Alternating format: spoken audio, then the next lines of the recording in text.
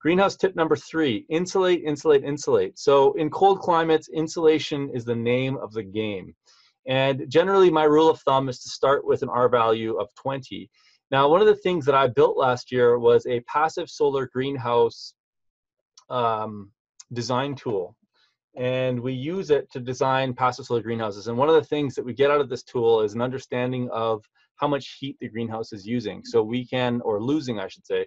And so we can use this tool to optimize the amount of insulation that we choose to use in the greenhouse. So we're not over insulating, but we're also not under insulating.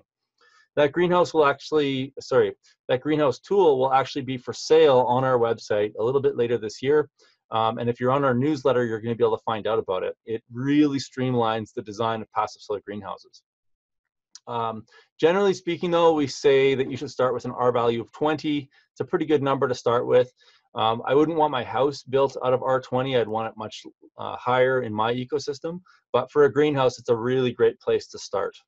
Hey, you're probably already subscribed, but if you're not, click on the subscribe button below and I will make sure to keep you up to date with the most recent permaculture information and education.